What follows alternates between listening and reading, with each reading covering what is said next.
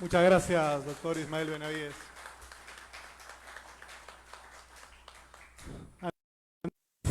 Antes de continuar con la siguiente exposición, quiero saludar la presencia de un gran amigo, además esforzado dirigente nacional, quien lleva el esquema de las campañas médicas distrito a distrito. Muchas gracias por estar presente. Javier Travesaño, fuertes palmas para él, por favor. Subsecretario Nacional de Organización. Y como ustedes saben, los que ya me conocen un tiempo con la prédica de la agenda social, lo importante que es para mí construir un mensaje alrededor de la agenda social magisterial. Y está aquí Verónica Ramírez, secretaria de organización de la ANTAE. Un gran aplauso para ella también. Muchas gracias por acompañarnos el día de hoy. Junto a François Novaro y a mí está acá presente también el presidente de la iniciativa de la sociedad civil Ollas Fraternas, Javier Labarte, para quien pido también un fuerte palmas. Muchas gracias por acompañarnos.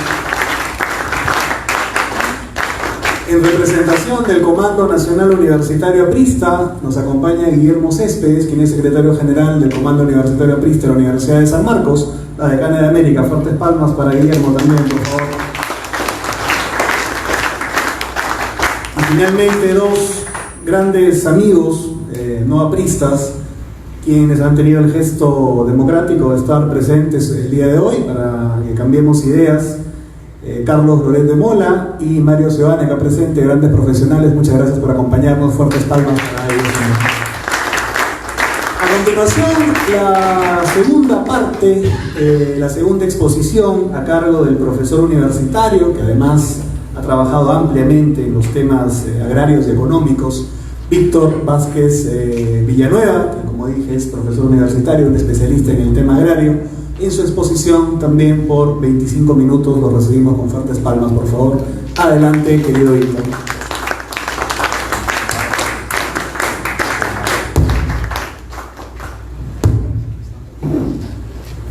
Buenas noches.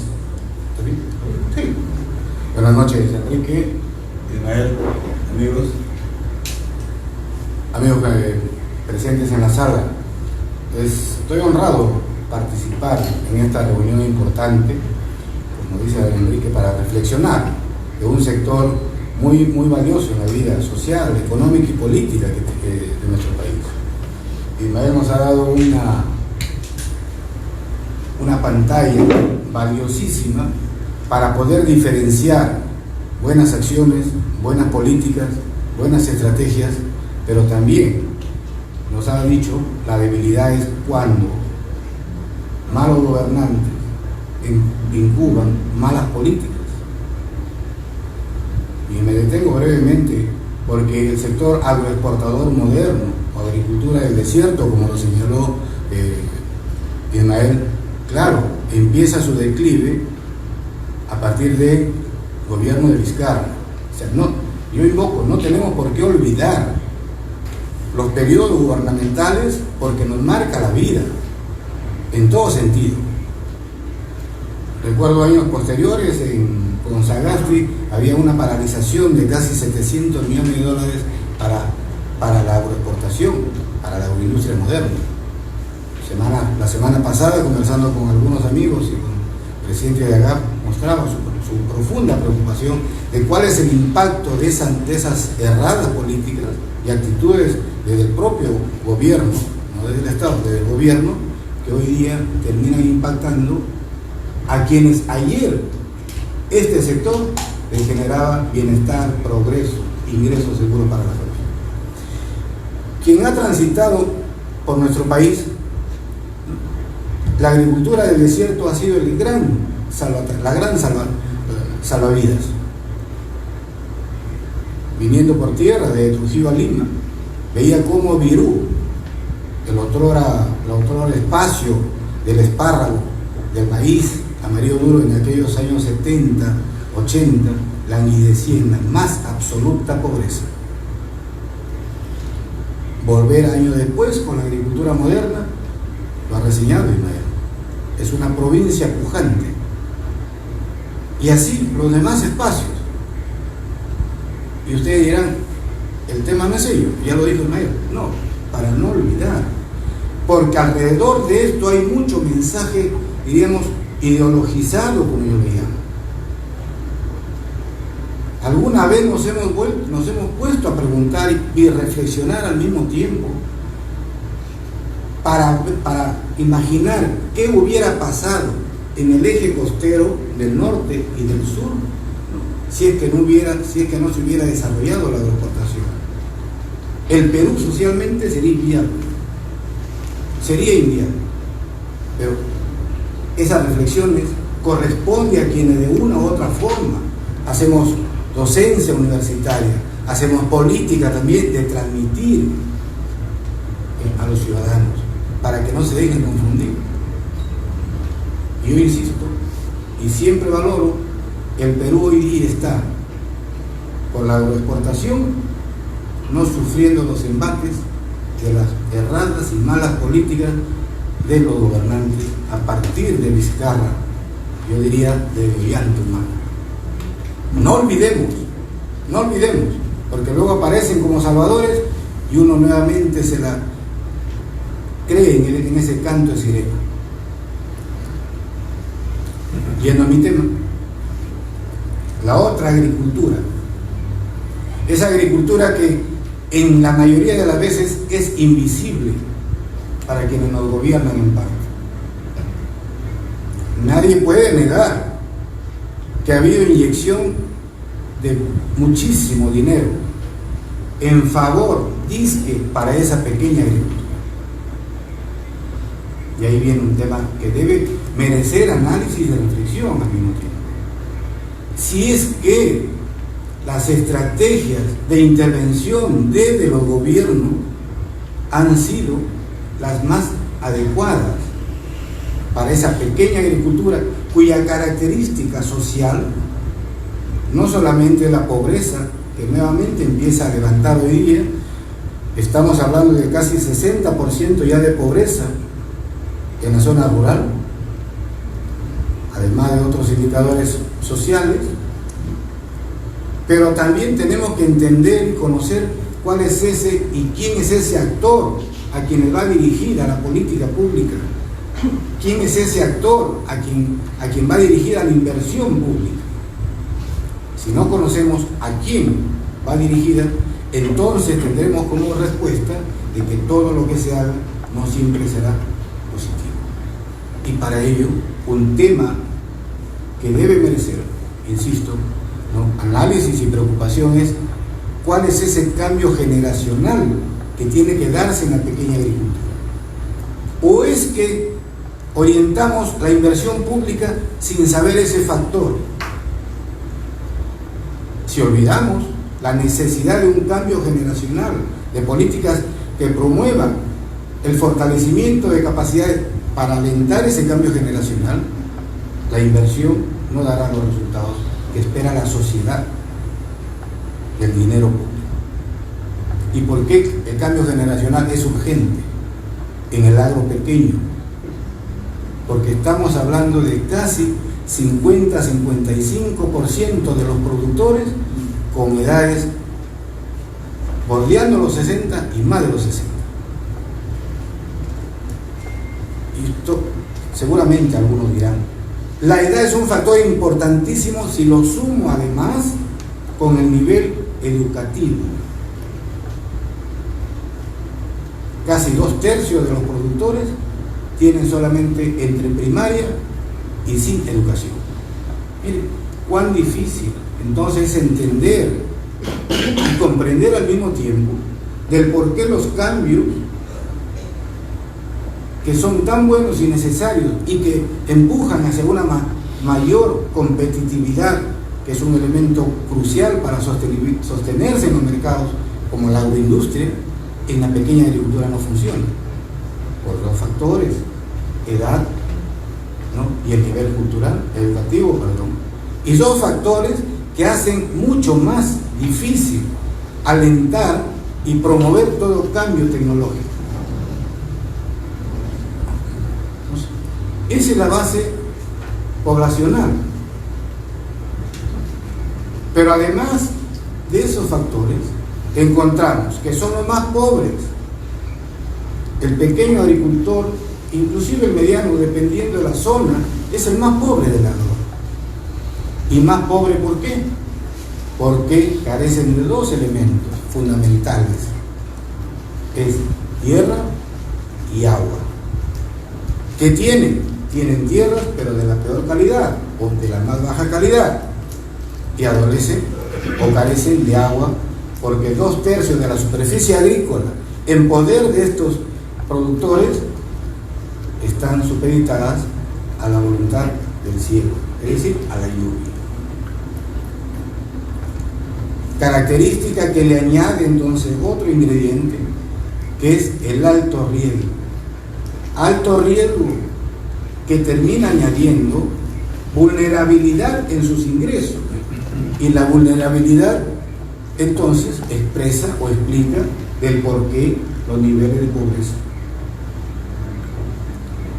Pero no solamente son estos elementos que explican la pobreza del pequeño agricultor carente de recursos de calidad, ¿no?, y con alto riesgo en la disponibilidad de recursos hídricos, sino también cuál es el nivel de articulación al mercado.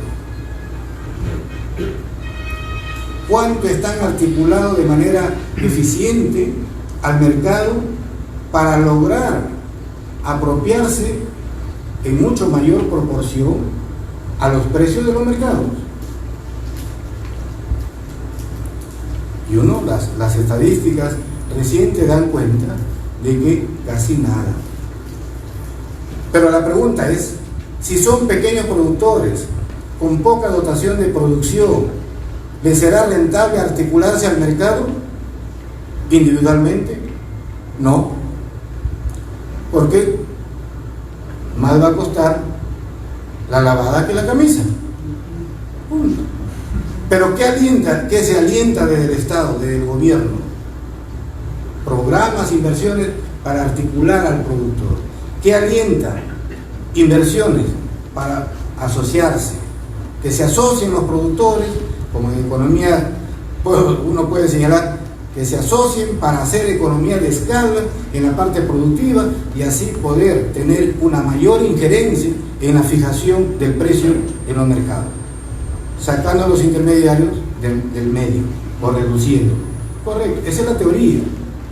Esa es la teoría. Pero esa teoría no calza con la realidad que vive, porque no basta asociarse, y ese es un tema que no se logra entender. No basta asociarse si es que no tienen los recursos necesarios, programas públicos que estimulen que la asociatividad necesita recursos para hacer realidad esa transacción comercial del productor, de su socio, con el mercado. ¿Es difícil entender ello? No es difícil. Hay que conocer la realidad en articulación al mercado. Y por ahí, amigos, muchas veces uno se pone a pensar y dice, ¿cuánto gasta el Estado de recursos en hacer que el pequeño productor se convierta en empresario? En hacer que el pequeño productor se convierta en exportador. Yo estoy seguro que si digo, ¿están bien? ¿Es correcto? No sé cuántos dirían que sí. ¿Quién no quisiera ser empresario? ¿Quién no quisiera ser exportador? Y la pregunta es, ¿fácil es? No, es toda una disciplina, es todo un conocimiento, es todo un entrenamiento. Y si retrocedemos a lo que señalé al inicio, productores sin nivel educativo, productores muy reacios a los cambios en la gestión, en aspectos técnicos, ¿cómo alentar entonces que se conviertan en empresarios, en agroexportadores? Es una utopía, pero el Estado está mal invirtiendo y desarrollando políticas erradas. Yo desarrollo la tesis, ¿no?, de que por ahí no es el camino para que el pequeño productor se inserte al mercado. Yo desarrollo la tesis de que en el corto y mediano plazo, al productor lo que uno tiene que hacer con política pública es mejorar su productividad. Productividad física y productividad económica. Y paralelo, programas ad hoc apropiados a esas características socioeducativas y culturales, para que puedan entender ellos, ¿no? ¿Y por qué en asociatividad? Estudios que desarrollé hace tiempo atrás, ¿no? Para contrarrestar esta tesis o teoría que decían que impulsaban desde el aparato público, le demostré que para el pequeño productor de quinoa, como ejemplo, no le es rentable exportar, para el pequeño productor. ¿Y por qué? Porque el precio interno era mucho más rentable. Era mucho más rentable. Claro, ¿por qué se exporta la quinoa? Por volumen, economía de escala, por conocimiento de mercado y demandas, experiencia y conocimiento de la gente del mercado. Pero inducirlo a que el pequeño exportador exporte quinoa era ser suicida. Entonces surge la teoría, asociarlos. Y el Estado invirtiendo, ¿no?, en maquinaria, en equipo para las asociaciones de quinoa. Pero ¿cuál es el mercado? O sea, los asocian, el Estado invierte para que llegue al intermediario. Ni siquiera una estrategia de articulación, ni siquiera ello. Es decir, el Estado invirtiendo para facilitarle a los intermediarios el trabajo y aumentarle su rentabilidad. Cuando lo que se tenía que hacer y se debe de hacer es alentar la producción, por eso el crecimiento de la productividad. En ese caso, y en el caso adicional, la asociación con recursos para que ese producto pueda quedar en el mercado y hacer la suchatra con el dinero de su dinero. Conocimiento de mercadeo agrícola. Y así como ello, hay muchísimas lecciones. Y una lección del pequeño agricultor siempre dicen, no sabe sembrar. Lo que pasa es que el agricultor sigue una tradición que desde los gobiernos, desde el Estado, se ha mostrado incapacidad para cambiarla. Uno revisa los censos, las encuestas, y dice, casi el 60-65% de productores siembran por costumbre. Por costumbre, cultura heredada, cultura agrícola heredada. Entonces, ¿qué es lo que se tiene que hacer? Cambiar ese chip. ¿Y cómo se cambiaría? Con información. Mostrando, haciendo llegar al productor a través de todos los medios cuáles son aquellas oportunidades y estacionalidad de los mercados para que el productor oriente su portafolio agrícola. Su diversidad agrícola, resultante de la diversidad territorial en la que tenemos, tiene que ponerse al servicio de generación de riqueza. Y con ello nos vemos. Y tanto es así, miren, que la última encuesta nacional agraria desarrollada dice, ¿qué quiere el productor? Información de precios. 2/3 de los productores. ¿Qué desea? Información técnica. ¿Y qué información técnica?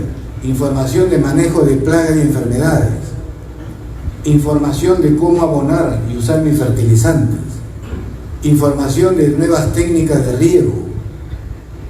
Y uno se pregunta, estamos en el siglo XXI y esa demanda de conocimiento vía información es como si se hubiera detenido.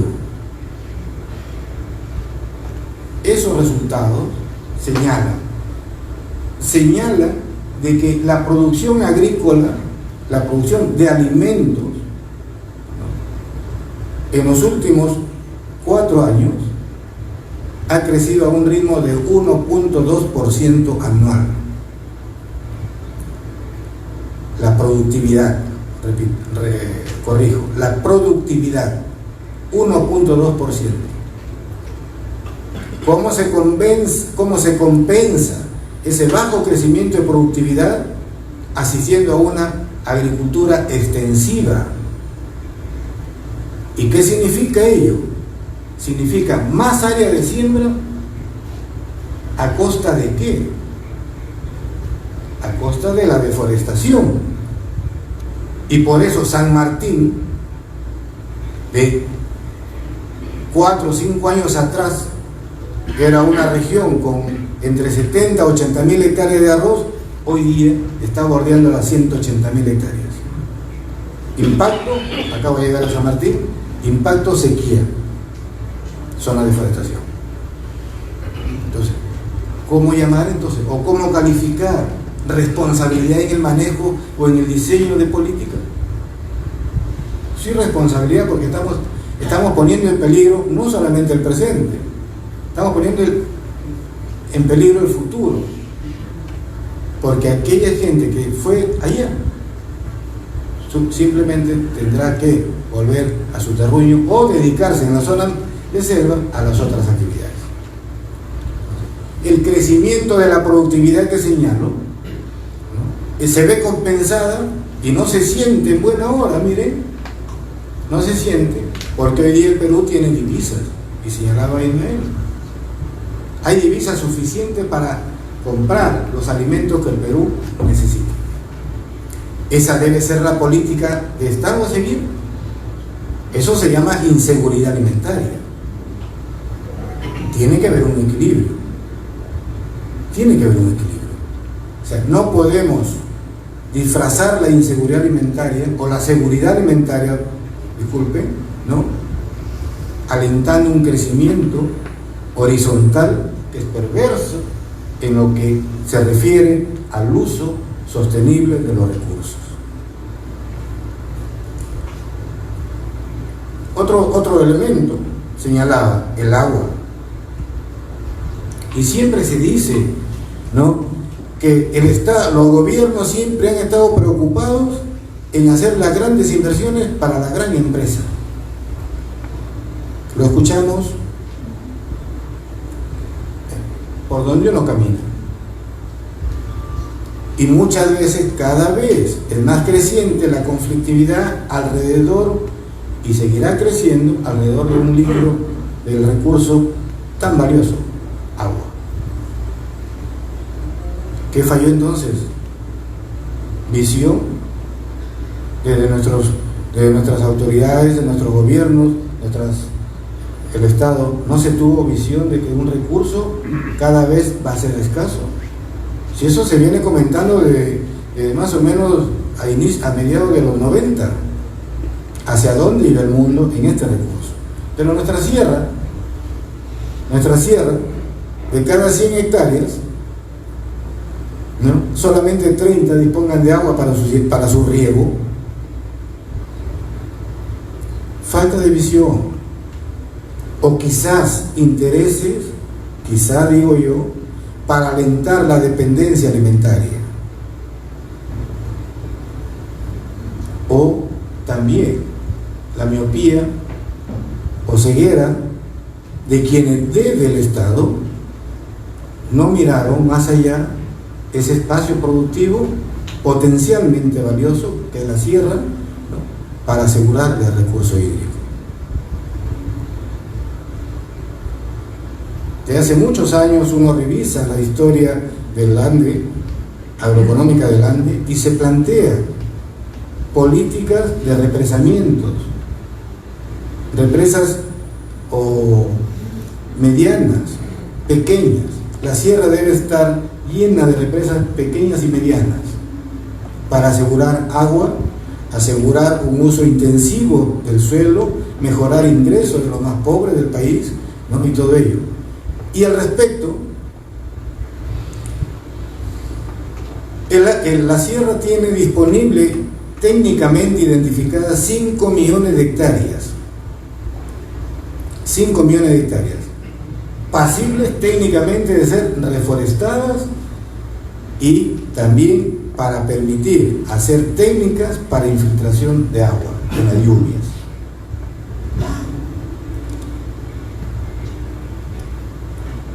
Ese proyecto está más o menos hace 25 años. Se hizo,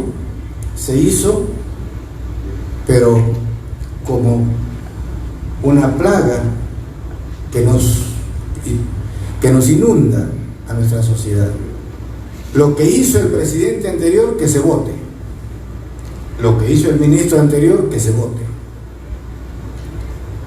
Esa actitud es la que no nos permite, no nos deja avanzar. Y traigo a colación esto, ¿por qué? Porque se avanzaron 2 millones de hectáreas y estudios posteriores, allá hechos por el año 2003, se demostró que solamente en un año que ese proyecto funcionó, en 2 millones de hectáreas con zanjas de infiltración, se había retenido agua equivalente a 7 veces toda la capacidad de almacenamiento de las represas existentes en el país en ese momento. ¿A costo de cuánto? Alrededor de $1.500 por hectárea. ¿Cuánto ganaba el campesino más pobre altoandino? Casi $800, mejorando sus ingresos. Proyecto rentable socialmente, ambientalmente, productivamente. Incremento de oferta agrícola, de granos y de todo ello. Ese tipo de proyectos nos faltan. Y eso no invalida la necesidad de hacer grandes represas, porque en la costa tenemos para crecer todavía. Pero para ponerse a tono, ¿no?, con ideas modernas, como suelen lanzarse muchas veces irresponsablemente, ahora señalan las cochas, la siembra y cosecha de agua. La siembra y cosecha de agua no es nada más que recuperar el ciclo hidrológico del agua. Pero las cochas, ¿qué son las cochas? Son espacios con geomembrana o no para almacenar el agua. ¿Cuál es la visión de esa infraestructura básica de almacenamiento de agua? ¿Para qué va a servir? Uno pregunta en agricultura y le dice: para el riego. ¿Solamente para el riego? Sí, cuando pueden haber otras variantes donde se rentabiliza con mucho mayor velocidad esa inversión pública. Pero oh sorpresa, amigos, lo que inició costando 30.000 soles en promedio, 40.000 soles en promedio hace 6 años, hoy día lo mismo cuesta casi 200.000 soles. Y si se malogró la cocha, se malogró. ¿Qué faltó? Una visión de darle un componente técnico productivo, una visión productiva, pero también en una visión de almacenamiento del recurso hídrico para recarga de los acuíferos. Pero lo más fundamental, y acá viene, ¿por qué dejamos lo bueno que ya se ha practicado en la sociedad? Que es el cómo la sociedad se empodera, es una palabra que utilizo, se empodera o se identifica y cuida su obra. ¿No lo hemos vivido como sociedad con don Fernando Belaúnde? Esa gran enseñanza de cooperación popular, el empoderamiento. Y ahí tenemos, uno recorre el interior del país y aún encuentra obras, la gente, los ciudadanos lo defienden a su obra, lo cuidan a su obra. ¿Se alienta? No. Porque lo que se busca muchas veces es que mientras la sociedad civil, beneficiaria, en este caso productores, estén lejos de la intervención pública, mucho mejor para ellos. Pero le da un carácter de insostenibilidad a la infraestructura. Tenemos 1.900 distritos, alrededor de 900 distritos en la zona rural, ¿no?, en pobreza, 900 alcaldes, 900 centros distritos con quienes se puede alentar rápidamente estos trabajos. Se genera empleo, sostenibilidad de su obra, se identifica bien espacios y estarías movilizando alrededor de 1.800 técnicos si es que se tuviera una visión para una buena obra y si es que se tuviera el interés por hacer que la sociedad participe y se apropie de la inversión pública como garante y fiscalizador de la inversión también.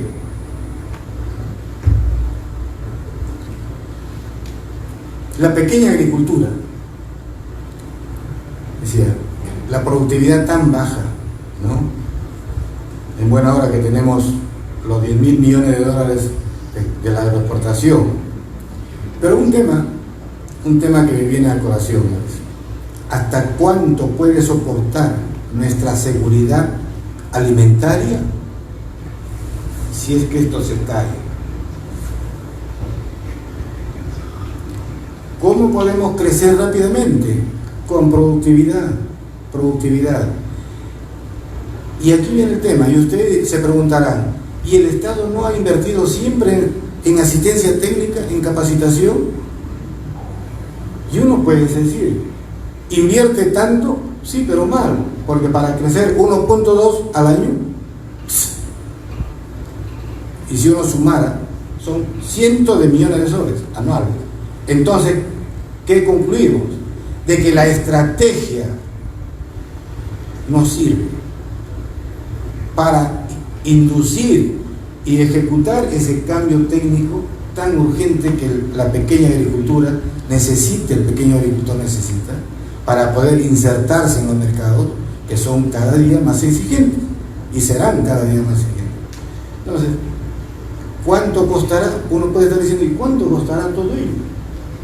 Bueno, costará el equivalente que todos los 2.2 millones de productores tendrían asistencia técnica con solamente alrededor de entre 20 a 25.000 profesionales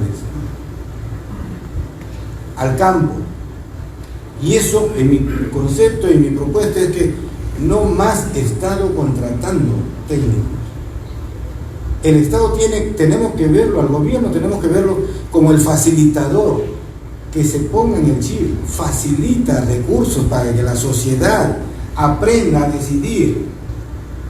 Ni siquiera en ello practicamos la libertad, a pesar que constitucionalmente se dice muchas veces.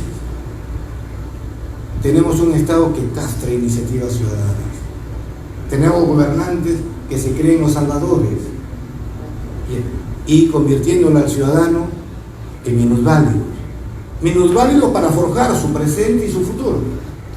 Pero pedigüeños, acostumbrándolo a ser pedigüeños, disculpen la frase común, ¿no? porque así convirtiéndolo en pedigüeños, lo tienen seguro todas las obras y las cosas malas que nos siguen dando como sociedad y como país. Ahí está. Recordemos que decía Manuel López Obrador: mientras más pobres, más seguros estamos en el gobierno. Petro, y ahí está. Hacia eso nos están conduciendo. Yo acá, reitero, acabo de venir de 4 días de campo, de diálogo con productores, con dirigentes, y me convenzo una vez más que hacia eso nos están conduciendo. Y muchas veces lo he definido. Esta continuidad de gobierno es la segunda etapa del gobierno de Castillo. Y lo reafirmo por donde voy. Abramos los ojos. Es la segunda etapa del gobierno de Castillo. ¿Hacia dónde nos conduce? A generar el caos total. Viene el niño. Y será bastante preocupante. Más pobreza, más bonos. Y el Carlos Ismael, como es ministro de Economía, él sabe perfectamente el impacto negativo de emisión de bonos o de alentar el crecimiento del déficit fiscal. Ahí estamos. Es decir, quiero concluir con esto. En una de mis últimas obras escritas, ¿no?, lo dije: estamos en un estado disfuncional, no un estado fallido, yo defino un Estado disfuncional. Este Estado disfuncional necesita una reingeniería total. Si no, seguiremos quejándonos y nuestra pequeña agricultura seguirá ahí languideciendo con más pobreza, los mercados abastecidos, pero ¿a costa de qué? Y una reflexión. En los mercados hay alimentos, pero muchas veces no nos ponemos a pensar cuánto de ese precio que nosotros pagamos llega verdaderamente al pequeño productor. En el caso de granos y cereales, llega entre 20 a 25%. En frutas, 10%. Y eso toma como tope.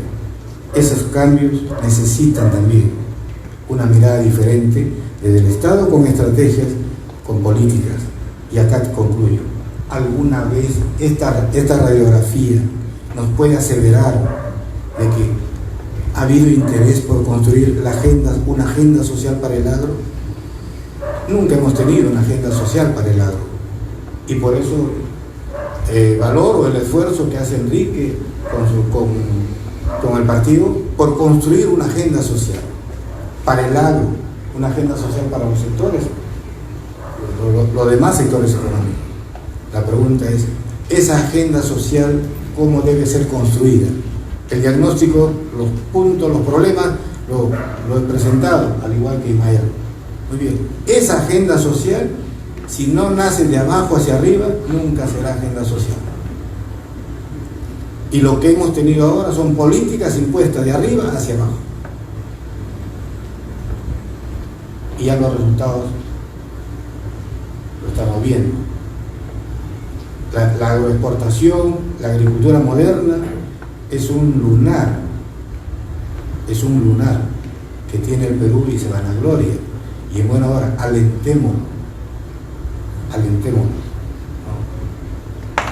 Yo diría, Manuel, lo dejo como una inquietud.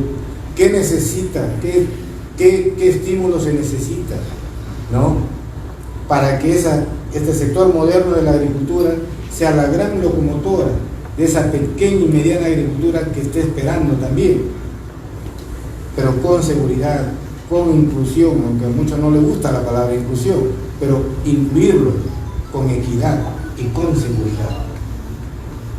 Creo que ese es el camino por construir. Y el otro elemento, ¿no será mejor que sabiendo el área a ganar en la costa,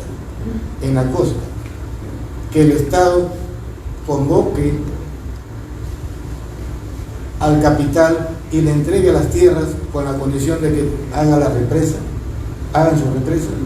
Porque lo que se busca es que el Estado genere, el Estado el promotor, el promotor para generación de empleo. Generar divisas. El interés del Estado, creo que en algunas situaciones o coyunturas debe ser diferente. No mirarlo como un Estado tradicional, donde es el amo y señor y el único que decide la gran inversión, dónde, cuándo y con quién hacer. Creo que tiene que cambiar. Y eso lo aprendí, ¿no? Porque pude escuchar de algunos empresarios que estaban dispuestos a invertir en represar aguas a costa de que el Estado le diera la seguridad en la tierra. Y el Estado no gastaría absolutamente ni un sol y podría atender la inmensa demanda, que estoy seguro, la inmensa demanda social, económica, insatisfecha, que estoy seguro que con la agenda social comprometido de Enrique a construirse para todos los sectores, habremos dado el paso. Muchísimas gracias. Muy bien, muchas gracias, Víctor Vázquez, por esta exposición. Antes de pasar a la ronda de preguntas muy breves, quisiera felicitar y además invitarlos. Algunas personas hablan de defensa, entre comillas, líderes. Creo que hay que tomarse la tarea pedagógica de explicarle a las nuevas generaciones, a los que se adhieren al partido en los últimos años, quiénes son realmente nuestros líderes. Y creo que la imagen que está representada a mi derecha detalla realmente quiénes son nuestros auténticos líderes, encabezando obviamente por Aya de la Torre. En esto ha sido pionera Cecilia Holgado, porque hace 2 meses organizó una conferencia digital para destacar la vida, la obra del Cuco Heisen, de Luis Heisen Inchaustein. Y el Comité de Miraflores ahora le toma la posta a Surco y va a organizar este sábado 14 un homenaje presencial aquí al gran maestro Luis Alberto Sánchez, y el 31 de octubre al Cachorro Seoane, 2 de nuestros más icónicos, auténticos líderes del aprismo. Entonces quedan invitados, amigos y compañeros, estos 2 homenajes, estos 2 grandes líderes históricos de nuestro partido. Y a continuación, por favor, les pido un máximo de 10 intervenciones, de como máximo 1 minuto, levantar la mano para anotar sus apellidos rápidamente. 1, 2, 3, 4, 5, 6, 7, 8, 9, ahí. Finish. Mantengan la mano levantada, por favor. Felipe Salamanca. Antonio Mauricio. Su nombre. ¿Cómo? Broncano. Illán. Broncano, ¿no? Sí. Miguel Estela.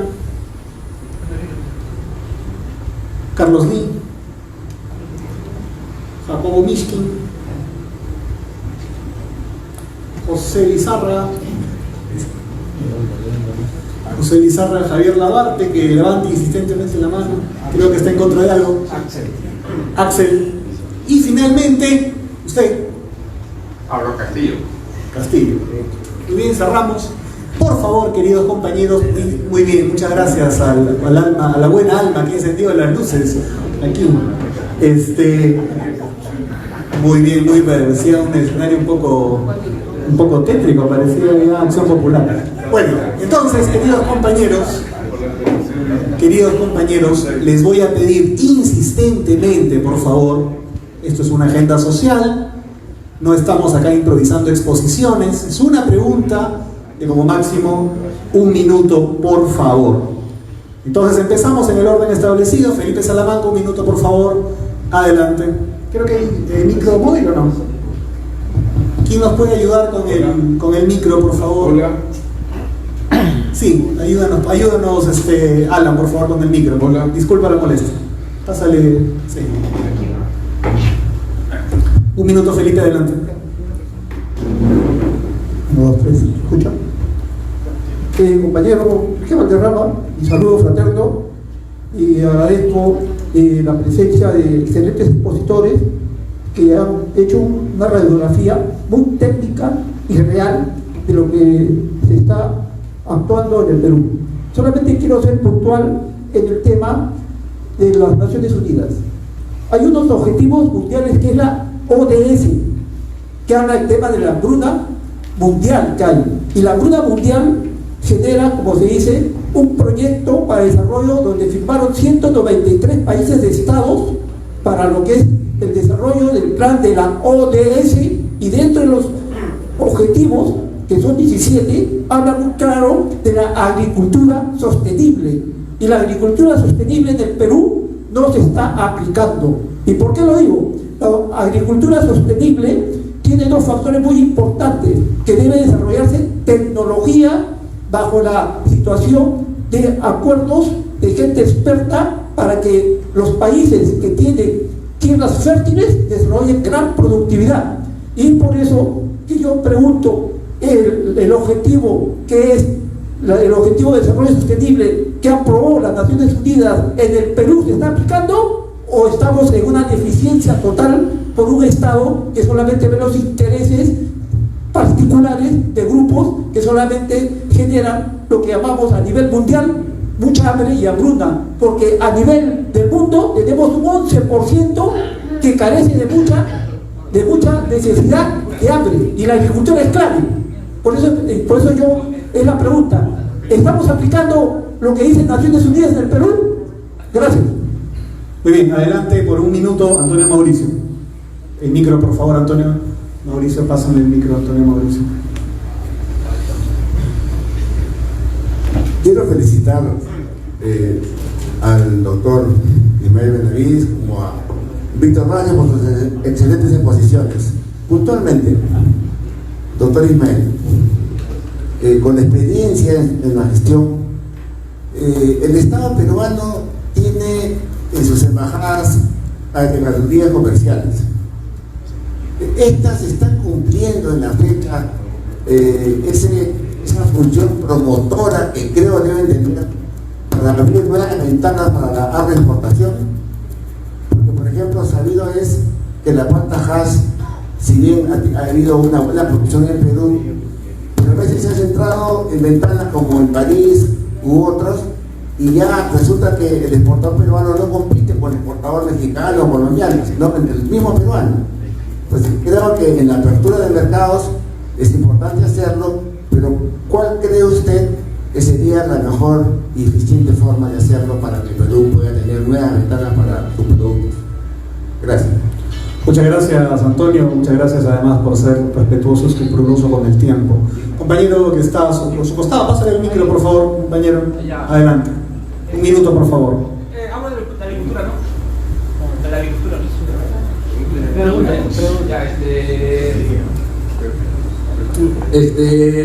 Yo hablaría de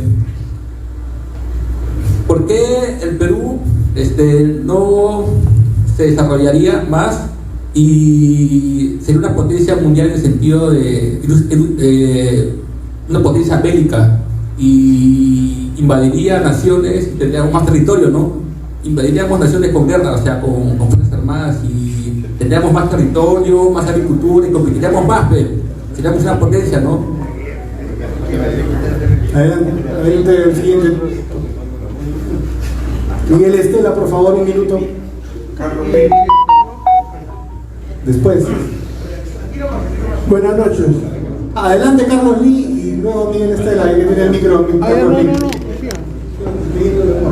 Adelante, Carlos Lee, adelante. Bueno, la pregunta para el ingeniero Víctor Vázquez: ¿por qué la pequeña agricultura, vamos a llamarla entre comillas, comparando con la gran agricultura de agroexportación, que es la que le da de comer al poblador común y corriente de la sierra, de la costa, no le han dado la importancia el tema del agua? Conozco toda la parte del norte de Piura, el gran problema con inmensas hectáreas de tierras por falta de agua.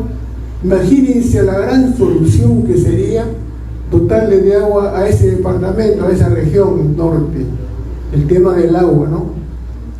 Y el tema técnico también: ¿por qué el Estado siempre he tenido la oportunidad de estar en el sector agrario y siempre han dejado de lado, no le han dado la importancia al agricultor, vamos a llamar mediano, pequeño? Claro, la gran agricultura de agroexportación tiene pues expertos de primera, son grandes empresas, muy bien, eso está perfecto, me siento feliz de que esto haya sido así. Entonces la pregunta para el ingeniero Vázquez es ¿por qué? ¿Por qué es que los gobiernos, todos los gobiernos, a excepción del gobierno aprista, que sí hizo Chaguimochi y sí hizo irrigaciones grandes? Porque yo tengo entendido, porque lo he vivido, en la época del gobierno de Fernando Belaúnde, la agricultura y el Producto Bruto Interno fue medianamente pobre, 1 o 2%. Entonces, siempre se habla de Belaúnde como que dijo, pero en la realidad no ha sido así. Yo tengo historia y eso está escrito, no lo digo yo, eso está escrito. Entonces, ¿por qué es que esto se da siempre así? Nada más, esa es la pregunta. Muchas gracias, Carlos Lee. Adelante, Miguel Estela, por favor, pasen el micro a Miguel Estela, por favor.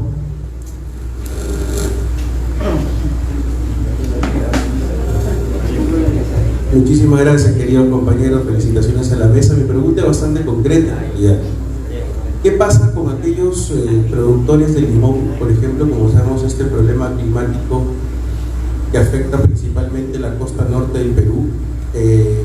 Las lluvias intensas han generado que la flor del limón se destruya, ¿no? Por la intensidad de las lluvias, entonces han quedado poquitas flores de limón y eso ha generado la escasez que hemos estado padeciendo en estos tiempos. Entonces, la primera alternativa que surgió fue importar limón, porque nuestro limón no es ese mito que se dice que nuestro limón no existe en ninguna otra parte del mundo. Es mentira, ¿no? El limón en realidad nuestro es idéntico al de México, al de Chile, al de Filipinas, ¿no es cierto? El de la selva es el limón Tahití, que es el que se estaba pensando traer a la costa, pero es un poquito más dulce. Entonces, la primera opción era traer el limón de la selva de Tahití y otro también importarlo de Chile, que está más barato. O sea, sin embargo, ¿qué pasa con los productores? Porque el Estado lo que está haciendo en este momento es subsidiar para reorganizar pequeñas cosechas, ¿no es cierto? Pequeñas cosechas, pero para el próximo año. ¿Qué sucede con la cosecha de este año que se perdió? ¿Cómo recupera la rentabilidad, lo que hablaba el señor Vázquez, ¿no? ¿Qué pasa con la rentabilidad y la asociatividad de esos pequeños productores que ya perdieron su cosecha todo el año? Les agradecería esa pregunta porque la verdad es que no he encontrado la respuesta en ningún lado. Muchas gracias. Muchas gracias, Miguel, y gracias por respetar el tiempo. Un minuto, por favor, adelante, Jacobo Mishkin. Pasen el micro, por favor, al compañero Jacobo Mishkin, por favor. Muchas gracias, compañera. Disculpe usted la molestia. Adelante, compañero Jacobo, un minuto. Agradezco a los dos expositores, ¿se escucha bien? Sí. Sobre sus temas desarrollados que son globales, no son específicos de un producto, sino son globales. El 32% de la población del Perú vive en el campo, en la agricultura. Eso significa 2.2 millones de unidades. Mi pregunta al ingeniero Benavides es: ¿ese millón de empleados en la agricultura moderna es parte de ese 2 millones de trabajadores del campo o es simplemente asalariados? Y si ese millón de trabajadores del campo de la agricultura moderna es trabajo permanente. En ese punto. El otro punto sobre el señor Vázquez, sobre si el agricultor está maduro, tiene mucha edad y falta de educación, no hay una intención de invocar, porque no podemos educar a una persona ya mayor, sino educar y estimular a jóvenes que pueden ser de parte del millón que trabaja en la agricultura moderna. Eso es todo. Muchas gracias, querido compañero Jacobo Mishkin, además por respetar el tiempo. Adelante, José Lizárraga, por favor, un minuto. Buenas noches con todos, muchas gracias a los dos maestros que nos han dado la exposición. Yo quería invocar, de repente por un tema, un sesgo de profesión, de que cuando hablemos de agricultura, lamentablemente el Perú tiene el subsector forestal dentro del sector agricultura. Y hay que hacer una culpa y reconocer que inclusive el gobierno aprista, que ha hecho muchas cosas con grandes obras de infraestructura y de ampliación de frontera agrícola, tiene una deuda en el tema forestal. Entonces yo quisiera invocar a que siempre toquemos en la agenda eso, pero que al último el profesor Víctor Vázquez me dio un salvavidas cuando comenzó a hablar del tema de infiltración de aguas, porque Pastos también es forestal, y la captura de agua y administración de agua es un tema básicamente forestal. Nosotros vamos a proponer un shock de inversiones, un programa fuerte. El Partido Aprista no va a ir a administrar simplemente como lo que están haciendo ahora. Vamos a hacer una revolución en la administración pública. Pero me da miedo, y aquí le quería hacer la consulta al ingeniero Benavides, ¿qué pasa si yo inyecto 10.000 millones de dólares en infraestructura de riego? Esa inyección en estos momentos en los que tenemos inflación no iría en contra de los incentivos que quiero dar al país. Y número dos, he estado hablando con centros de acopio, clasificación y empaque para exportación que me han manifestado problemas del clima como la palta, la mandarina, etcétera, y algunos problemas de sequía en el sur. Pero ellos me decían de que si nosotros iríamos a duplicar el área productiva en este momento, llevando esto a 700.000 hectáreas, que es uno de los objetivos que tenemos, ¿qué pasaría con los productores de palta si yo duplico la producción de palta? Porque ellos me dijeron que con un incremento de 15% vieron afectados sus ingresos por la variación de precios. Ese es para el profesor Vázquez. Muchas gracias. Muchas gracias, José Lizárraga. Fernando Butrón, por favor. Alguien le pasa el micro a Fernando Butrón, please. Un minuto, por favor. Gracias. Buenas noches. Sí, una pregunta rápida. La falta de infraestructura vial y la volatilidad de los precios de los combustibles normalmente afectan los precios de los productos y de comercialización porque carecen los fletes. Y normalmente para lanzar los precios a la baja se afectan los primeros eslabones de la cadena productiva, que son los pequeños productores. Mi pregunta es, ¿con una mayor infraestructura vial, por ejemplo, para facilitar la comercialización, estos primeros eslabones de la cadena productiva se verían beneficiados o definitivamente los intermediarios seguirían sacando ventaja de este desarrollo? Gracias. Muchas gracias, Fernando. Atrás está Javier Labarte, pásale el micro, por favor. Un minuto, Javier, adelante. Buenas noches. Una pregunta específica para Ismael y una general. Ismael, tú que eres de Ica, ¿podrías explicarnos por qué no se han derivado las aguas del río Ica hacia las pampas para irrigar las pampas de Villacurí? Y considerando además de que los pozos de la zona ya están agotados y esas aguas se están perdiendo. Y una pregunta general relacionada a cuál considera debe ser el rol del Estado en tratar de ayudar al pequeño y mediano agricultor a colocar sus productos en la costa del mercado directamente, relacionando un poco lo que acaba de mencionar a nuestro amigo que me antecedió, infraestructuras y otros temas que deberían digamos, ayudar al pequeño y mediano productor a llegar al mercado directamente. Y esas son las dos preguntas. Muchas gracias, querido Javier. Adelante, el ingeniero Axel Bomer, por favor, pueden pasarle el micro. Muchas gracias por participar. Un minuto, por favor. Adelante. Muchas gracias, compañero Irene Zaire, muy amable. Adelante, Axel. Buenas noches a todos. Realmente agradecido por las palabras tanto de Ismael como del ingeniero Vázquez, que más que una pregunta, tenemos la receta sobre la mesa. Lo que yo me cuestiono es qué hacemos para que se efectúe, y tal vez tenemos que cambiar todos de actitud hacia la excelencia. El 1.000.000 de trabajadores del sector agroindustrial no tienen un buen servicio social. Cuando se enferman y van a la posta o al hospital, no son atendidos como los generadores de esas divisas de las cuales todos nos beneficiamos. Yo agregaría a la imagen del Perú que somos un proveedor de alimentos al mundo. Creo que esa idea la tenemos que impulsar y fomentar en la sociedad. Somos el número 11, como hemos visto, y alimentamos el mundo. Si alimentamos el mundo, ¿por qué no nos podemos alimentar nosotros todos bien?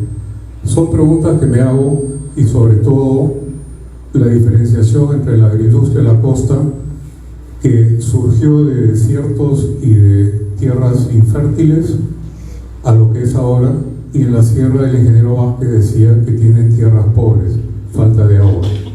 Tal vez falta actitud, vocación de servicio y incorporar la excelencia en el trabajo de cada uno. ¿Cómo lo hacemos? Mi pregunta. Muchas gracias, Axel. Finalmente, Castillo, por favor, pásenle el micro, alguien que le pase el micro. Ayúdame, José o Irene, ahí está. Muchas gracias. Gracias. Un minuto, adelante. Concreto. Ingeniero Benavides, el agro necesita para desarrollarse crédito. ¿Por qué en el Perú es tan caro el crédito? ¿Por qué en Chile tiene 8%, en Ecuador 10% y acá tenemos 36%? Así nunca se va a desarrollar la agricultura. ¿Por qué en Estados Unidos Bill Gates acaba de comprar 300.000 hectáreas y tiene un financiamiento de 2 y 3%? Nosotros seguimos igual y así no se va a desarrollar ninguna agricultura.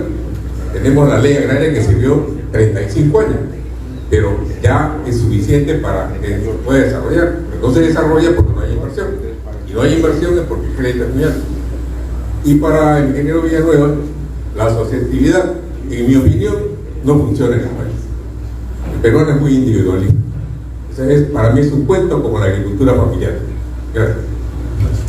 Muchas gracias a todos por haber sido respetuosos, esta vez inescrupulosos del tiempo. Un aplauso para la asistencia, por favor.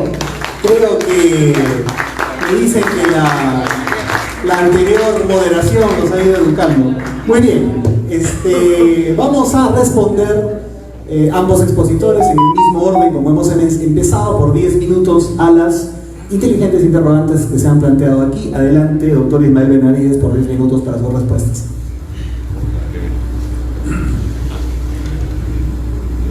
Bueno, hay diversas preguntas con distintas vertientes y la verdad que yo no puedo contestar todas, así que voy a dejar a Víctor que conteste varias de ellas.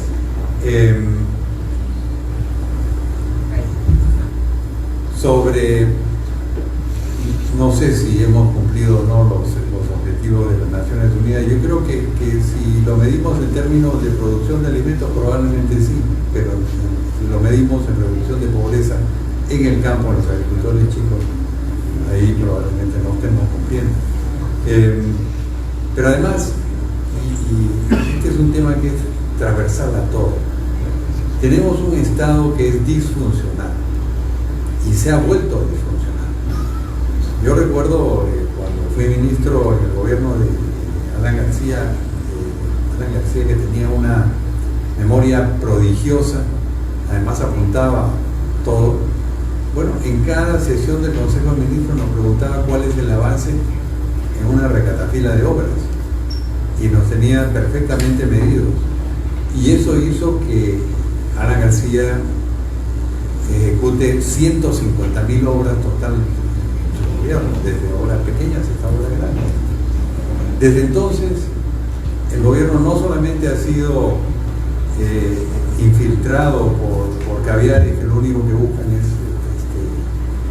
lucrar del poder del Estado, sino también se ha desprofesionalizado, y los buenos profesionales han sido marginados o han sido denunciados mucho por cosas que no necesariamente eran denunciables, y la calidad del servicio del Estado ha caído mucho. Si a eso le añadimos la regionalización, por ejemplo, en el caso de la agricultura, todas las direcciones regionales agrarias están en manos de los gobiernos regionales, y los gobiernos regionales las han usado como su feudo político para nombrar a las personas allegadas al gobernador regional, y por supuesto sin ninguna consideración para la calidad. Y son ellos los que tienen que estar en contacto con los agricultores pequeños, especialmente, para apoyarlos en los temas de capacitación, en los temas de infraestructura, etc. Porque los medianos y grandes productores y agroexportadores tienen las posibilidades de accesar al SENASA, la Autoridad del Agua o cualquier otro estamento del Ministerio de Agricultura. Pero las direcciones regionales son un desastre y realmente son las que no están cumpliendo con trasladarle al agricultor los servicios que puede dar el Estado, la capacitación y la infraestructura. Entonces ahí tenemos un grave problema. El Estado debe reestructurarse. Yo quiero hacer una visión de una política agraria de Estado, porque para poder sacar a los agricultores pequeños agricultores de la pobreza es un tema muy complejo, porque primero estamos hablando de minifundios. Una persona que, como decía Víctor, tiene 60 años y tiene 5 hijos y tiene una parcela de 5 hectáreas, ¿va a dejarle a los hijos 1 hectárea cada uno? No. Entonces ahí es necesario formar de repente a uno de los hijos, capacitarlo y darle las herramientas para que pueda desarrollarse. Pero además, viendo una política de Estado, el pequeño agricultor necesita varias cosas que no necesariamente dependen todas de un ministerio. Estamos hablando, por ejemplo, infraestructura, que sería el primer paso y el más corto. de ejecutar. Necesita caminos rurales, eso los hace el gobierno regional o el Ministerio de Transporte. Necesita electrificación rural, eso lo hace el Ministerio de Energía y Minas con el FICE. Nosotros en el gobierno de Alan conectamos 3 millones de pequeños agricultores, incluyendo sus familias por supuesto, a las redes de electricidad o a la energía solar. Eso lo hizo el Ministerio de Energía y Minas. Y también las telecomunicaciones. Hoy día es vital tener buenas telecomunicaciones. Alguien dijo que los agricultores quieren precios, a ver, Víctor, mencionó que quieren el precio, quieren información técnica que está en el internet, pero necesitan tener buenas comunicaciones. Eso lo hace el Ministerio de Transporte con las empresas concesionarias para tener buena conexión de internet y buena telefonía. Entonces tiene que haber una política de Estado transversal a todos los estamentos, de manera que se pueda ejecutar una política única que mejore el bienestar. Lo primero de los pequeños agricultores, lo primero en la pequeña agricultura es infraestructura, que es lo más fácil, lo más rápido de ejecutar. Y segundo es capacitarlos y darles acceso al mercado, que eso toma más tiempo, toma proceso de aprendizaje, y eso al final nos va a llevar a tener mejores productos y accesar mejor a los mercados. Pero eso es lo que tiene que hacerse, una política de Estado. Y nos preguntaron, sí, hay 2.200.000 parceleros, efectivamente, son 2.200.000 aproximadamente. Algunos de ellos trabajan en la agricultura moderna, muchos no. La mayoría de la gente que trabaja en la agricultura moderna no son propietarios de tierras, es gente, muchos de ellos han migrado de las zonas pobres, de las zonas alpandinas, de la Mediacucho, de Huancavelica, Purímac, Puno, todos han migrado a Ica, a zonas agrícolas, en el norte, en Catamarca, Ancas, etc. Entonces hay mucha migración que son los que hoy día trabajan en la agricultura. Incluso trabajan venezolanos, que no les gusta mucho el campo, pero en fin, se necesitan agenciar ingresos. Entonces creo que ese millón de empleos está entre 80 y 90% por gente que no son agricultores en la zona donde están trabajando. En cuanto al tema del limón que mencionó el señor Estela, la agricultura es una actividad de alto riesgo.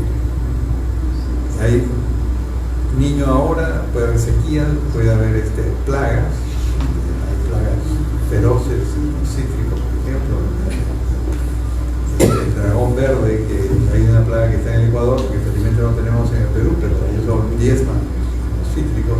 Entonces hay mucho riesgo, y evidentemente el Estado tampoco puede hacerse cargo de eso. Nosotros en el gobierno de Alan García instauramos el seguro agrario, que hoy día está usándose ampliamente y nunca nos dan crédito por ello, que es un mecanismo para que los agricultores en zonas de desastre puedan recibir 800 soles por hectárea, una cantidad que nos ayude. Y eso ha sido una buena obra que se hizo en nuestro gobierno, pero no se ha modernizado, tiene que modernizarse, porque hoy día no solamente es que tengas un desastre, sino también hay impactos que se pueden medir con indicadores, y accesas al seguro si algún indicador sale de lo normal. En cuanto a, este es un tema para economistas, el shock de inversiones, el gobierno de Alan hizo un shock de inversiones y no generó inflación. Lo que genera inflación es el gasto público corriente, es decir, el gasto en remuneraciones, el gasto en bonos, que les encanta a los gobiernos ineptos, y el gasto en bienes y servicios, pero el gasto en obra, en infraestructura, no es inflacionario, no fue inflacionario.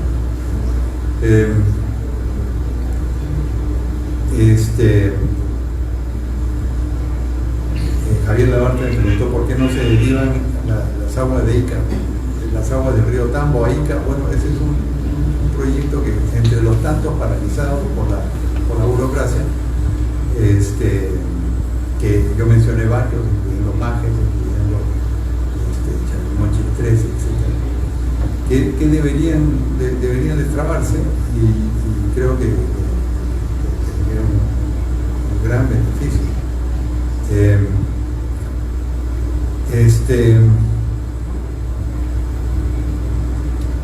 Y lo que mencionó Axel sobre el tema de la ejecución, ese es el grave problema que tiene el Estado. Las recetas están, pero la ejecución no está. Yo veo el nivel de gente que está, por ejemplo, en el Ministerio de Agricultura hoy, comparado con lo que teníamos en el año 2008, 2009, ha caído totalmente. A pesar de que los programas que creamos en ese momento y la estructura del ministerio se ha mantenido porque era una estructura racional. Creamos la Autoridad Nacional del Agua, fortalecimos el SENASA, creamos Agrorural, varias cosas que deberían operar pero no operan.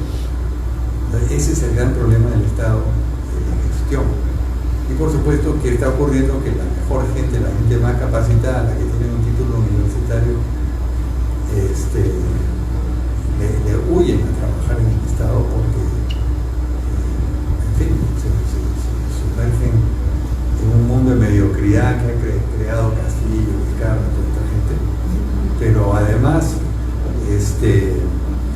están sujetos pues a toda clase de denuncias que la Contraloría se ha vuelto en un policía absurdamente exigente, y por supuesto hay temor de ejecutar las cosas, pero ese es el gran problema que hoy tenemos, un Estado disfuncional que no quiere ejecutar absolutamente nada. Lo estamos viendo con las obras de niños que sacan una foto de unos tractores moviendo tierra. Si medimos el porcentaje de avance, pues están hablando de menos del 20% de avance, cuando el niño está a la vuelta de la esquina, ya está lloviendo en Chiclayo. Y finalmente el crédito agrario, sí, el crédito, el Perú tiene mucha informalidad financiera y somos un país con poca profundidad financiera, es decir, hay poca gente dentro del sistema financiero, no más del 30% de población económicamente activa está dentro del sistema financiero y ahorran y generan los recursos que el banco puede intermediar para llevarlos a la agricultura o a otros sectores. Y yo creo que esa es una de las grandes tareas que tenemos por delante. Los bancos están avanzando en muchas cosas. Yo creo que la banca electrónica, las apps, el YAPE, el PLIN, todo eso está ayudando a que el país se bancarice. Y la experiencia en otros países donde eso ha ocurrido, en otros continentes, lo que lleva es que se crea una mayor masa monetaria y las tasas de interés bajan. Las tasas de interés en nuestra economía no se generan por fijación del Banco Central o de nadie, son las tasas de mercado. Y lamentablemente el sector agrario es considerado como un sector de alto riesgo y tiene tasas altas. Ahí lo que tiene que haber es más competencia, más recursos en un sistema financiero que pueda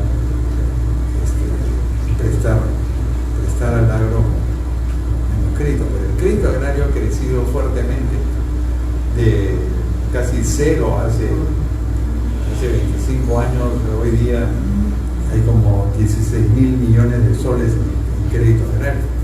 Y eso es una base importante. Lo que necesitamos es mayor volumen de dinero y mayor competencia en el sistema financiero. Eso va a llevar a tasas más bajas. Y nada, espero haber contestado algunas de las preguntas que los directos anfitriones. Muchas gracias, doctor Ismael Benavides. Fuertes palmas para él. Muy clara su posición. Muchas gracias por acompañarnos en esta jornada y ahora vamos con los 10 minutos de cierre de Víctor Vázquez Villanueva, contestando también las preguntas que ha planteado la audiencia. Adelante, Víctor. Lo recibimos con fuertes palmas, por favor. Empezaré respondiendo lo formulado por mi gran amigo Pablito Castillo. Buenas noches. Comparto contigo cuando señala que la asociatividad es un cuento y la agricultura familiar es otro cuento. Pero yo no me refería a la asociatividad como un cuento, sino a la asociatividad como un mecanismo importante para hacer economía de escala y desarrollar los servicios, tomar los servicios que requiere el agricultor. Pero el tema es, ¿qué se entiende por asociatividad? El conjunto de personas nos juntamos, perro, pericote y gato, nunca va a funcionar la asociatividad así. O sea, la asociatividad tiene que construirse sobre objetivos compartidos, por un lado, y una asociatividad con objetivos compartidos de sus integrantes, ¿no? Sabiendo que no tienen niveles de capitalización, sabiendo que no tienen accesibilidad por debilidades estructurales o coyunturales ante el sistema financiero, ahí corresponde al Estado cumplir ese rol subsidiario de facilitar herramientas financieras para que hagan posible que esa asociatividad basada, insisto, en objetivos compartidos comunes sea una realidad. Amigos, si no lo hubiera desarrollado en esa lógica, no estaría hablando de asociatividad, ¿no? Y de agricultura familiar, completamente de acuerdo. Pero es que somos aceptantes de modas, sabiendo que esas modas son justificaciones para que otros, los caviares, como señaló Ismael, se den la gran vida porque nos imponen teorías. ¿Qué es la agricultura familiar en concreto hasta ahora? En teoría, en tantas publicaciones públicas y privadas, no hay una definición clara. Entonces, para cometer teorías, para cometer estrategias, insisto, conocer el agente y conocer el territorio. Y con ello respondería al tema de la agricultura, la sostenibilidad. Yo aprendí allá el año 83, cuando estaba trabajando en Ancash, y en esa época estaba de moda la zonificación agroeconómica. Bien, bueno, pero aprendí por el campesino y nunca me olvido y lo utilizo como lección. Me dijo: mire, ingeniero, su teoría es bien bonita, pero mientras yo siga siendo pobre, yo sé qué debo sembrar, y para salir de la pobreza mis precios tienen que mejorar. Pero ¿en qué consistía la zonificación agroeconómica? En el aprovechamiento sostenible del recurso, es decir, los pisos ecológicos, aprovecharlos para tal cultivo, tal cultivo, tal cultivo. El campesino me desanó criolllamente. Otra lección del campesino, ¿no? De los campesinos en general, cuando decía: usted vive solamente de la agricultura y de la ganadería. Falso error. La agricultura y ganadería es una parte componente del ingreso de la familia rural. Entonces, cuando solamente enfocamos con estrategia de intervención al productor agrario, pensando que de su actividad es el único sostén de sus ingresos, estamos equivocados. Son una parte muy pequeña que solamente se dedican a la agricultura y ganadería. El resto de complementación. Entonces, si uno quiere mejorar los ingresos de esos productores rurales agropecuarios, tiene que tener una estrategia más amplia. Entonces, identificar cuáles son aquellas actividades complementarias o principales, ¿no?, que le generan ingresos. Y ahí encontré, por el año 83, y que mereció uno de mis primeros libros, ¿no?, la definición y la identificación de la estructura del ingreso del productor rural. Comercio, asalariado, dinero de la familia, carpintero, una serie de actividades. Eso es parte. Y si uno quiere mejorar la productividad, entonces hay que educarlo en aquellas actividades, ¿no? Que mejorando la productividad es un sinónimo de mejoramiento de ingresos también. Entonces, claro, todos quisiéramos que se practique una agricultura sostenible, sustentable. Pero mientras exista pobreza en el medio, amigos, todo eso es teoría.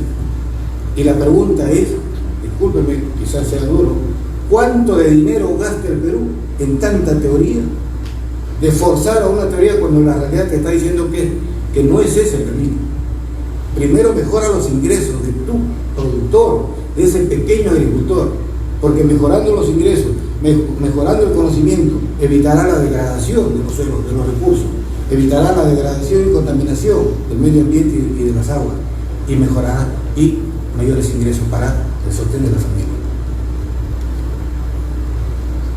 Por eso, en la primera parte señalaba, una cosa es la teoría y otra cosa es la realidad. ¿Cuánto contrastamos esa teoría para que sea expresión de esa realidad? Y luego, a partir de ahí, cambiar esa realidad que queremos cambiar. Son reflexiones que se tienen que hacer, porque urge el medio rural urge que rompamos paradigmas, y paradigmas desde la intervención del Estado, como le señalaba, el Estado contratando al técnico. ¿El técnico cuántas horas va a la oficina? 8 horas. ¿Cuántas horas trabaja? 5 horas. Si no hay vehículo, no sale al campo. Y si hay el vehículo y no hay gasolina, tampoco sale. Y si no hay el viático, no sale. Yo me inicié en el INIPA con un modelo diferente de asistencia técnica. Juanito, mis saludos. No. Carlitos, Pinocchio, no, grandes amigos. Con un modelo diferente de asistencia técnica, que se privilegiaba el cambio técnico a través de parcelas demostrativas, costa, sierra y selva. Parcelas demostrativas como el gran foco para demostrar y luego irradiar ese conocimiento. Cuando se terminó esa metodología, inventaron.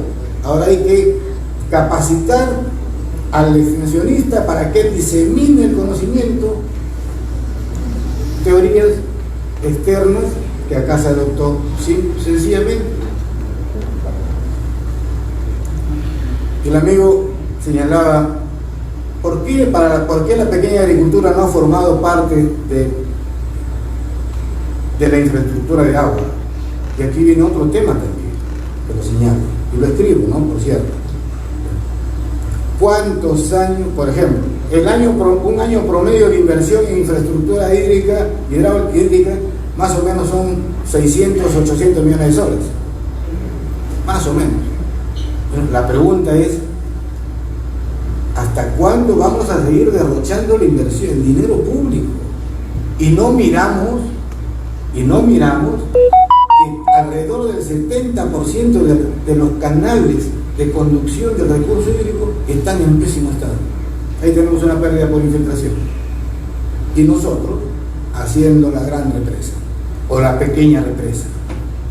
No digo que no se haga, sí, pero tenemos un problema ahí, ¿no?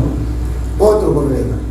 ¿Qué ganamos dándole más agua cuando tenemos en la costa plenamente identificadas 250.000 hectáreas con problemas de salinización? Salinizadas. En algún momento, sea desde el gobierno o del gobierno central o regional, han dicho, hagamos un programa de inversión para rehabilitar esos suelos. Y un suelo salino no solamente contamina el suelo, el recurso hídrico, sino que es pobreza para el pequeño agricultor. Entonces nadie reparó en su momento que esos son los legados de la gran inversión pública en infraestructura hidráulica, ¿no? Sin el acompañamiento de las obras que ha cambiado. Chavimochi tiene ese problema de salinidad. Y por eso no voy a culpar al gran empresario. No. Es que muchas veces nos llevan a esa confusión para satanizar y culpar a otros. Cuando acá lo que se tiene que hacer es desde el Estado estos programas. 250.000 hectáreas de las mejores tierras en la costa. Cuando sabemos que más o menos 35 o 40% del área agrícola de la costa en poder de los pequeños productores no se utilizan en segunda campaña complementaria por falta de agua. Y seguimos derrochando el agua con mala infraestructura de conducción. Entonces, no es que no se le haya visto la inversión. Lo que yo sostengo es que hay una mala mirada en la asignación de los recursos frente a los problemas que son urgentes de remediar. Que la costa, alguien ha hablado, miren, el año pasado con el estrés hídrico en la costa norte, por ejemplo, alguien habló del gobierno central o gobiernos regionales, financiemos un programa de explotación de aguas subterráneas. Pero se optó porque se deje de sembrar, pérdida de campo, pero el agua subterránea está ahí sin utilizar. Y como hay mucha ideología al respecto, muchas veces nuestras autoridades tienen miedo a tomarlo. Y eso enfrenta a la sociedad local. En el caso de Jequetepeque, está probada cientos de millones de metros cúbicos de agua subterránea, pero por ahí corrieron los asusadores diciendo que el capital privado quería explotar, que ya querían privatizar el agua. Entonces, el limón, la crisis del limón, claro, uno pregunta a los limoneros de Tumbes fundamentalmente, que es alrededor del 80% de la oferta nacional del limón, ¿no? ¿Cuánto han perdido? 70, conservadoramente 70% de su oferta, de su producción. Es decir, pérdida en su inversión para mantenimiento del cultivo, que son más o menos 5.000, 6.000 soles por hectárea. Mantenimiento. Pero dejaron de percibir sus ingresos. Y estamos hablando de más o menos alrededor de 17.000 a 20.000 hectáreas de limón en el norte. Estamos hablando en poder de pequeños productores, 2 hectáreas promedio. Quizás 10.000 productores, 8.000 productores, que pierden lo que invirtieron para mantener su cultivo y pierden porque no tendrán ingresos porque no hubo cosecha. Y el resultante de que, no solamente del cambio climático, de las anomalías de las temperaturas, sino que no se tuvo una intervención posterior, como dicen los campesinos, para desaguar los campos inundados, que terminó ahogando a la planta. ¿Cuál es la respuesta que se tiene desde el Estado? Toma 800 soles, tu seguro catastrófico. Cuando pervirtieron lo que señala Ismael, nació un seguro catastrófico para el productor en extrema pobreza. Así nació en la época del gobierno de Alan García, para extrema pobreza. El productor limonero no es extrema pobreza, pero igual, mediáticamente funciona, amigos. Ya le mintieron al campo, te estoy dando, pero ni siquiera los 10.000 o 9.000 productores de limón les han dado, no les han dado ni siquiera 500 productores, pero mediáticamente impactó. Y así podemos pasar. Los efectos del Yacu han sido catastróficos para el norte, para el productor del mango, que más o menos las pérdidas dejadas, los ingresos dejados de percibir se ubican alrededor de 150 a 180 millones de soles. La crisis de no pagar, de no poder pagar sus créditos es fuerte en la costa norte. La edad, población, productores mayores, ¿cómo alentar?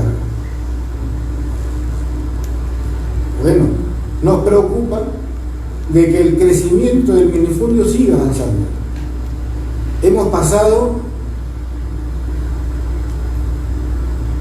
del 22.5% la propiedad de 3 parcelas al 25.6%. Es decir, más parcelas y más chicas. Entonces, Ismael señalaba, ¿qué es lo que se hace del Estado para revertir esa condición? Se han desarrollado experiencias en los 80, donde en Centroamérica se creó un fondo para reconcentración de tierras con créditos blandos y de largo plazo. Si fue en Nicaragua o en Costa Rica, si no recuerdo. Y acá, ¿el cambio generacional es necesario? Sí. Urgente, sí. Pero ¿qué encontramos con la realidad? Los jóvenes salen del campo a la ciudad. ¿Por qué? Porque no le es rentable. Ese joven está en el campo, encuentra la oportunidad en el sector moderno de la economía o de servicios y gana mucho más. Esa es la realidad. Entonces, mientras no alentemos hacia una rentabilización de la pequeña y mediana agricultura, es inviable alentar o esperar que exista un recambio generacional. ¿Que es necesario? Repito, sí es necesario. Porque a partir de ahí encontraremos los nuevos actores que hagan posible esa transmisión de conocimiento, esa inducción tecnológica y todo lo que va a ir exigiendo una agricultura mucho mejor. El mercado y los pequeños productores. Ya señalé, ¿no? Cuánto de recursos se gasta en proyectos de articulación al mercado, y ahí encontramos en la época de Vizcarra, nos llenaron con los mercados itinerantes, donde el 99.9% eran comerciantes de la parada o del mayorista. Ese es el modelo de mercado que necesita el agro. No puedes. No, mira. ¿Y cuánto se gastaron? Alrededor de 40 millones de soles.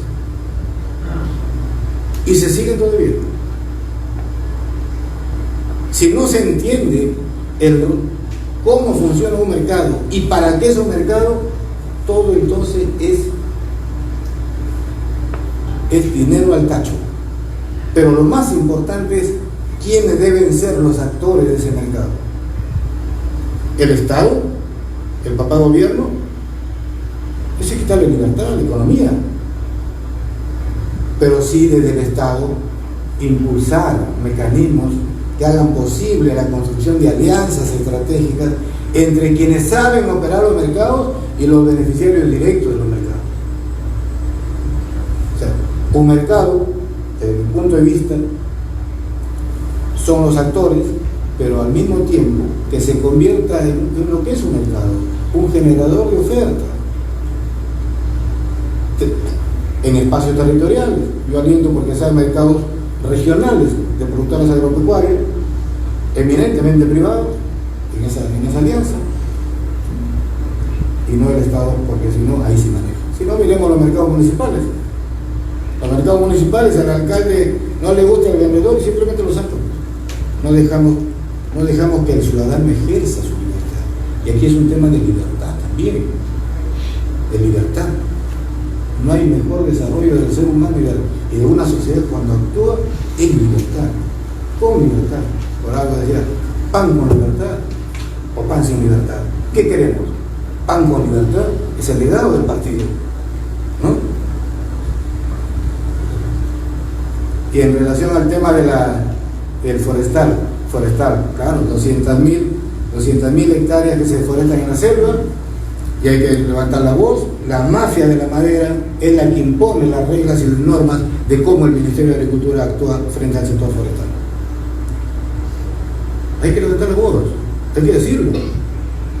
La mafia de la madera.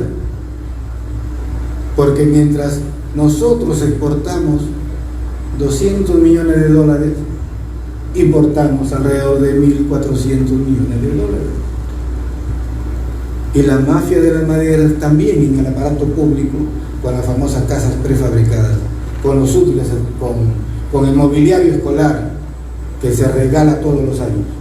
Cuando un productor forestal de Cajamarca ni siquiera puede vender una silla a su colegio, a su escuela. ¿Por qué? Porque las normas técnicas de construcción de los mobiliarios están diseñadas desde Lima, pero para la madera chilena, para los negocios externos. Así no se hace patio mismo. Por eso es que no encontramos un avance en programa en la reforestación, además de pésimas estrategias, pero desde el punto de vista privado no encontramos avance en la sociedad, por ejemplo en la selva y en la sierra, ni mucho menos en la costa. Sí, en materia forestal, amigo, vamos a seguir así como estamos, con depredación, con deforestación, lo que implica ello, pero seguirán los grandes negocios, o las mafias de la madera, de los grupos económicos, que dominan y manejan la política forestal en el país. Pero al mismo tiempo, esa deforestación alentada está sirviendo para el surgimiento de nuevos negocios de lo que uno llama de los caviares, de los ONGeros. ¿Cuántos millones de dólares reciben anualmente estas ONGs por el famoso bono de carbono? Vayan, los invito a la selva y conversen con los nativos, los pobladores. 80% se lleva la ONG y 20% el guardián del bosque nativo. ¿Cómo podemos alentar desde el Ministerio del Ambiente o Sinfor, si mal no recuerdo, se oponen a que esas condiciones se cambien? Entonces, ¿es difícil? No es difícil. Concluyo. ¿Es difícil? No es difícil, amigos. Como decía Ismael, este estado disfuncional necesita una cirugía, pero urgente. Y esa cirugía solamente puede ser posible realizada por buenos médicos. Y esos buenos médicos son los buenos peruanos con convicción, con compromiso y amor a su país. Muchísimas gracias. Gracias, compañero Víctor Vázquez Villanueva. Y a la próxima exposición vamos a pasarle su ficha de inscripción para oficializar su inscripción.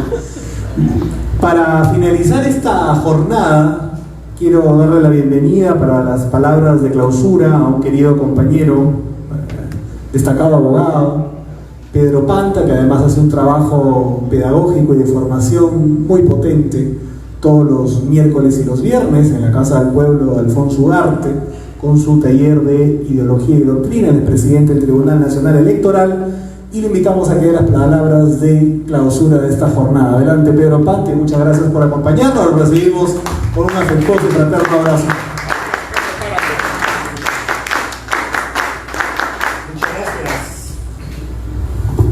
Muchas gracias, queridos compañeros, queridos invitados, ingeniero Benavides, ingeniero Vázquez, querido compañero Enrique, compañero Lino, compañeros todos, muy buenas noches y gracias por esta invitación. En verdad, el maestro Víctor Raúl Águila Torre decía, el aprismo es justamente la búsqueda de un nuevo Estado y con ciudadanos de calidad y cantidad y calidad para producir y buscar las riquezas que el Estado requiere y sobre todo también crear riqueza para aquel que no la tiene. Y Víctor Raúl decía también, queremos un Estado con expertos, con técnicos, con profesionales, pero sin llegar a la burocracia dorada, conforme ya han escuchado. Y en definitiva, este tema es como todos los temas que tenemos desarrollando permanentemente en el partido. Felicito al compañero Enrique Valderrama, a todos los compañeros en este caso del Comité Ejecutivo Distrital de Miraflores, de Surco y todos aquellos que participan, porque no solamente aquí se hace aprismo, sino en todas las jurisdicciones. Y muchas gracias por lo que usted ha mencionado. Los invitamos los días miércoles y viernes en el local central Sala de la Libertad, igualmente 7:30, 7, estamos siempre haciendo una labor partidaria. Entonces decíamos que este tema de la agricultura, nuestro compañero jefe desde el año 1931, recuerden que se hizo el primer congreso aprista y ahí se forjó el primer plan de acción inmediata y se trató todos los sectores. que se ha ido fortaleciendo con el tiempo. El APRA es la columna vertebral de la democracia de Perú, pero también es la columna vertebral de que ha contribuido en todos los tiempos para construir, en este caso, el sector agricultura. En el segundo gobierno del compañero Alan García se avanzó muchísimo, ha dejado una valla alta, y sobre todo en el segundo gobierno, como ya se explicaron.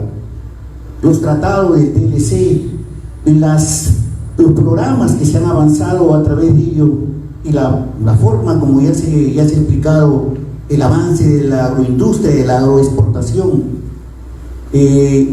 ha venido de menos de la fecha 2016, 2011 a la fecha, pues ha venido de menos. Entonces tenemos que estar permanentemente trabajando, viendo cuál es la solución, viendo cuál es la alternativa para poder hacer lo que decía Víctor Raúl, hacer la dialéctica. El jefe construye un partido sobre la base de la dialéctica, fundamenta su doctrina justamente en toda su obra, pero básicamente el antiimperialismo del APRA y en el tiempo de espacio histórico, y empieza justamente ese análisis del espacio-tiempo histórico con el gran Tito Lénfiso, el gran padre de la dialéctica. Todo fluye, todo está en movimiento, todo está en cambio. Eso es lo que nosotros debemos tener siempre en cuenta. El aprismo es dialéctica, el aprismo debe estar en todos los sectores, y este es un trabajo que se viene haciendo justamente para poder ver cuál es la mejora que tenemos que hacer, qué es lo que tenemos que hacer. Y como partido, ya ustedes saben, este 7 de mayo cumplimos 100 años. 100 años. Muchos dicen, ¿por qué tanto demora? ¿O por qué tanto demorado? Porque justamente se cumplen los principios de los sistemas políticos. Recuerden ustedes, a un filósofo politólogo, Mauricio Duverger, que decía que para que exista o se reconozca un verdadero partido político se necesitan 4 elementos. Primero, doctrina. El APRA tiene doctrina, tiene vigencia. Segundo, se requiere organización.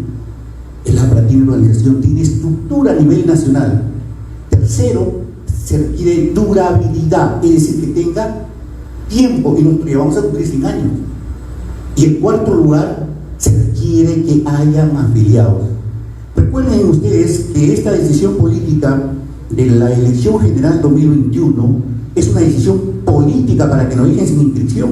Ya ustedes conocen por qué.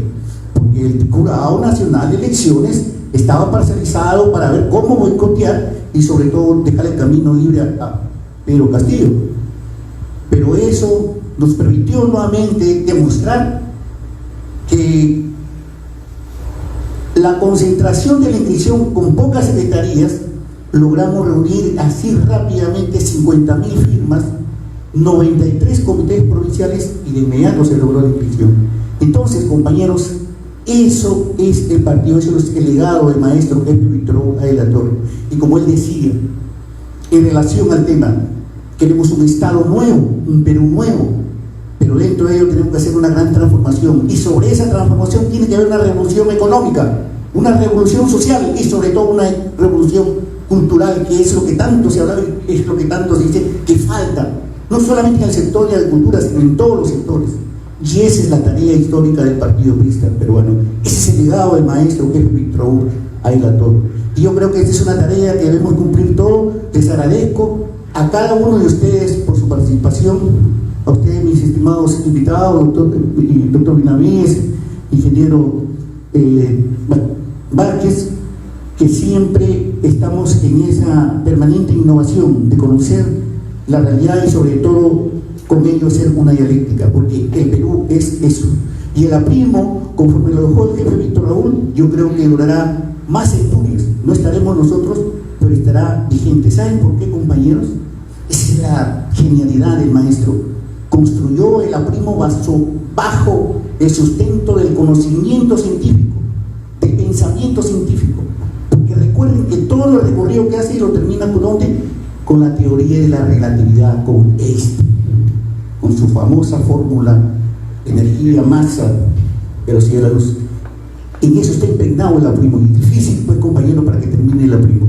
Muchas gracias, y le doy a ustedes el agradecimiento. Solamente voy a decir, compañero Víctor Raúl.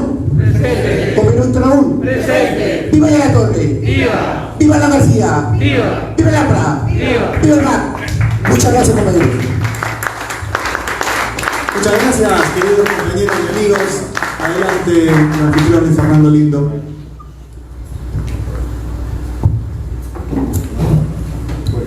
Muchas gracias, amigos, compañeros.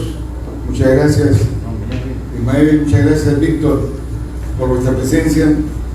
Damos por concluida la conferencia del día de hoy, no sin antes invitarlos para el día martes próximo, que tenemos otra reunión también de mucho interés, como siempre, el partido de escuela.